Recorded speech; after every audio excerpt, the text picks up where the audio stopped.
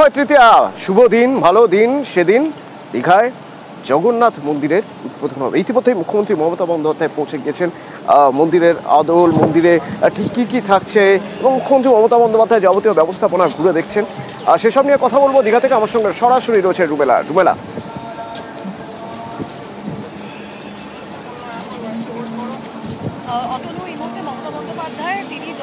মন্দিরেই রয়েছেন।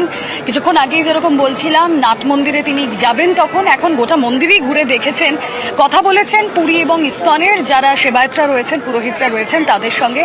এবং মুখ্যমন্ত্রী মমতা বন্দ্যোপাধ্যায়ের 3 দিনের এই জেলা সফর, জগন্নাথ ধামের দ্বারোদ্ঘাটন 30 এপ্রিল অক্ষয় তৃতীয়ার দিন। কিন্তু তার আগে আমরা আগামীকাল দেখতে পাবো মহাযজ্ঞের অনুষ্ঠান। এবং এই যে বিগত 1 সপ্তাহ ধরে অতনু বিভিন্ন পুজো আচ্ছা কিন্তু চলছে। আমরা জানি কলস পুজো ইতিমধ্যেই হয়ে গিয়েছে, মাঙ্গলিক যে আচার উপাচার তা ইতিমধ্যেই চলছে এবং শেষ মুহূর্তের কিছু প্রস্তুতি সেগুলো কিন্তু এই একদিনের মধ্যে, আজকের দিনের মধ্যেই তা শেষ করার কথা। গতকাল আমরা দেখছিলাম পুরী মানেই আমাদের কাছে স্বর্গদ্বার চোখের সামনে জল করে ভেসে ওঠে। এখানেও কিন্তু চৈতন্যদ্বার করা হয়েছে। এবং তুমি যে কথা বলছিলে যে এই মন্দির শুধু তো মন্দির নয়, স্থাপত্য ভাস্কর্যের এক অন্যতম নিদর্শন, কলিঙ্গ স্থাপত্যের এক অদ্ভুত নিদর্শন এই মন্দিরে এলে পাওয়া যাবে। এবং এই মন্দির জুড়ে এত সুন্দর নকশা, এত সুন্দর কারুকাজ করা হয়েছে যা চোখ ধাঁধানোর মতো। এবং মুখ্যমন্ত্রী মমতা বন্দ্যোপাধ্যায়ের স্বপ্নের এই প্রকল্প, তিনি কথা দিয়েছিলেন বাংলার মানুষের জন্য দীঘায় সৈকত সুন্দরীতেই, সৈকত সরণিতেই জগন্নাথ ধাম করবেন। সেই জগন্নাথ ধামের আর একদিন পরেই দ্বারোদ্ঘাটন এবং তা ঘিরে দীঘা জুড়ে সাজো সাজো রব। এবং মুখ্যমন্ত্রী মমতা বন্দ্যোপাধ্যায় দীঘা চলে আসায় সেই সাজো সাজো রব যেন আরো খানিকটা বেড়ে গেল। মুখ্যমন্ত্রী মমতা বন্দ্যোপাধ্যায় আর কিছুক্ষণের মধ্যেই জগন্নাথ ধাম থেকে বেরোবেন। তার পরবর্তী কর্মসূচি অবশ্যই তুলে ধরতে থাকবো আমাদের দর্শকদের সামনে।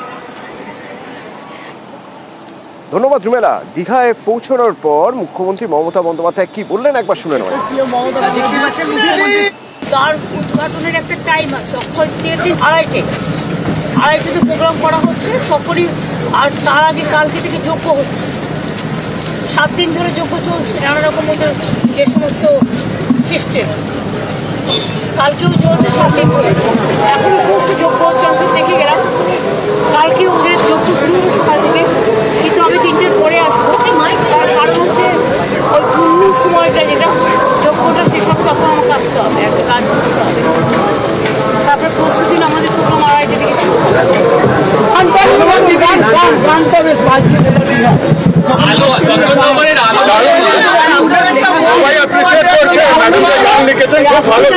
লাইটিং হচ্ছে সেটার লক্ষ্যে দেখা হবে।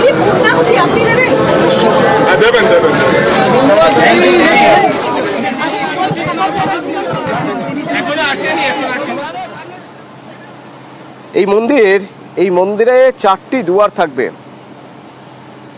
প্রথমে মূল ফটক দিয়ে ঢোকার পর চোখে পড়বে অরুণ স্তম্ভ, আর ঠিক তারপরে সিংহ দুয়ার।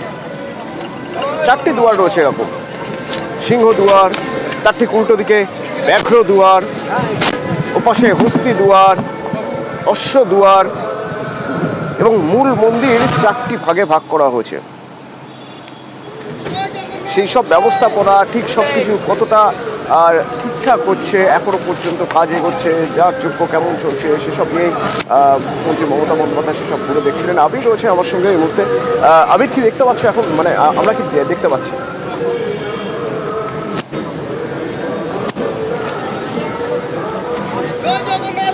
দায়িত্বপ্রাপ্ত যে সমস্ত মন্ত্রীরা এবং হিটকর যারা রয়েছেন তাদেরকে সঙ্গে নিয়ে এক দফাটি বৈঠক করেন।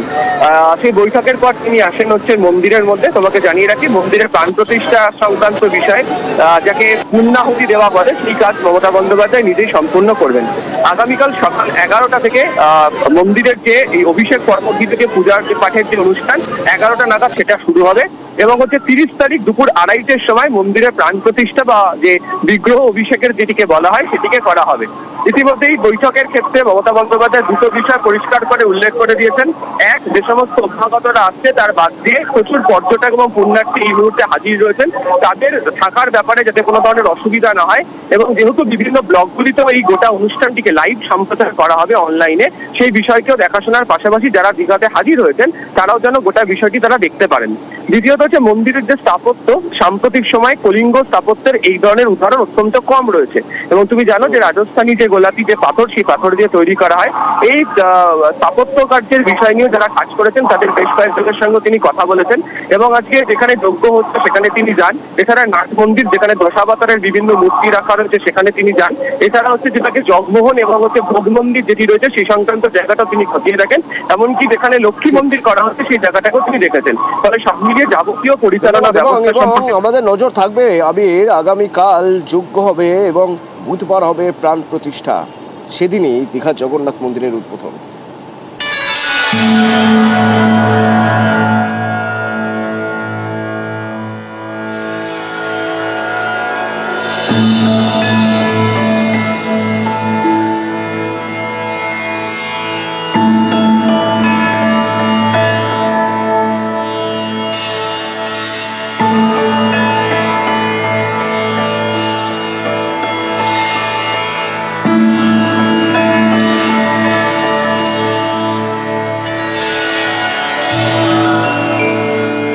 পর্যন্ত প্রায় 250 কোটি টাকা খরচা করেছি, আরও হয়তো কিছু খরচা করতে হবে, কারণ মাসির বাড়ির ওদিকটাও আমাদের আরেকটু ডেভেলপ করতে হবে।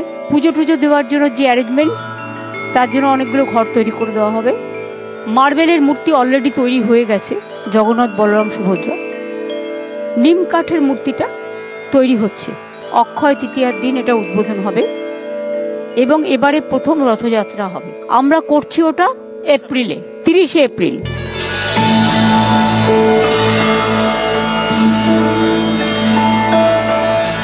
বঙ্গোপসাগরের পাশে আরো একটা জগন্নাথ মন্দির, পুরীর পরে এবার দীঘায়। দেখতে পুরীর মন্দিরের মতোই, তবে আকারে আরো বড়।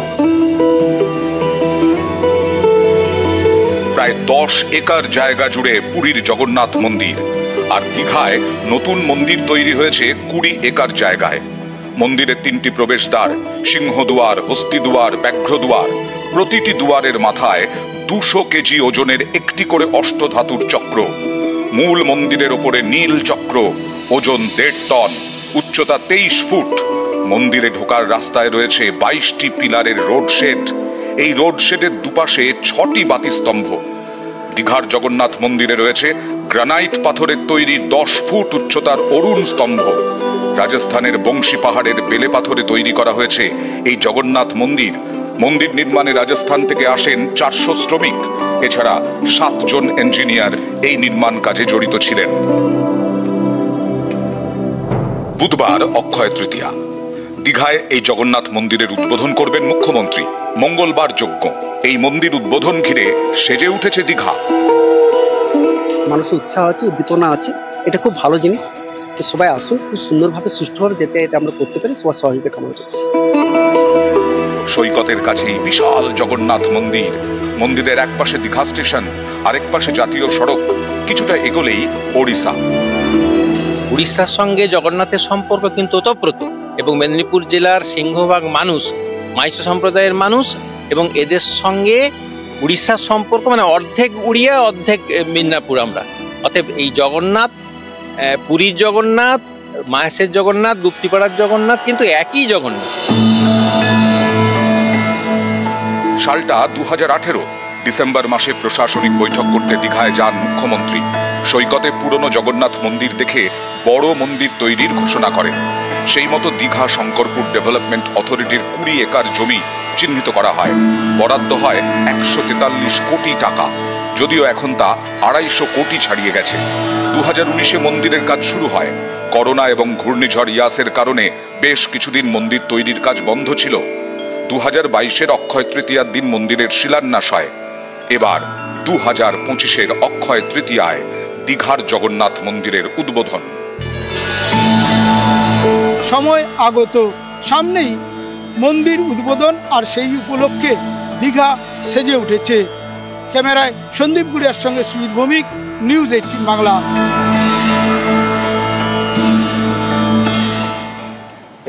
এবং এই যে মন্দিরের উদ্বোধন, তার আগে যাগযজ্ঞ, এই সব নিয়ে যাতে কোনো রকম ট্রাফিকের সমস্যা না হয় তার জন্য কি ব্যবস্থা নেওয়া হয়েছে?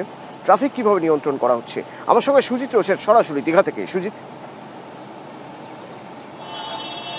দেখো মন্দিরের অবস্থান প্রথমে তোমাকে জানিয়ে রাখি, ওল্ড দীঘা নিউ দীঘার ঠিক মধ্যবর্তী জায়গায়, রেল স্টেশনের পূর্ব দিকে আবার হাসপাতালের পশ্চিম দিকে, অর্থাৎ কিনা এই ওল্ড দীঘা দিয়ে এই রাস্তা দিয়ে গেলেই ডান দিকে পড়ে এই মন্দির। কিন্তু এই জনবহুল রাস্তা, এখান থেকে কিন্তু যান নিয়ন্ত্রণ করা হচ্ছে। কেন করা হচ্ছে না, মন্দিরের সামনে থেকে যদি বাস সহ সব গাড়ি যাতায়াত করে অতনু, তাহলে কিন্তু যানজটের সৃষ্টি হবে, কাজকর্ম ঠিকঠাক হবে না। তাই গেট যেটা দেখো তুমি, সুন্দর সুন্দর একটি গেট রয়েছে দীঘায় ঢুকলে অতনু, সেই গেটের পরই ডান দিকে যদি কলকাতা থেকে তুমি যদি আসো যেসব গাড়ি, ডান দিকে গেলে কিন্তু বাইপাস পাওয়া যায়, সেই বাইপাস ধরেই নিউ দীঘাতে পৌঁছে যেতে হবে সবাইকে, এমনটাই কিন্তু নির্দেশ। তার সঙ্গে কিছু বড় গাড়িকে আগেই গেটের আগে অর্থাৎ কিনা উত্তর দিকে একটি মাঠের মধ্যে রাখার ব্যবস্থা করা হচ্ছে 29 এবং 30 তারিখ, অর্থাৎ কিনা যানজট এড়াতে সুন্দরভাবে যাতে অনুষ্ঠান সব কিছু হতে পারে, তার জন্যই কিন্তু যান নিয়ন্ত্রণেও গুরুত্ব দিয়েছে জেলা প্রশাসন। ধন্যবাদ।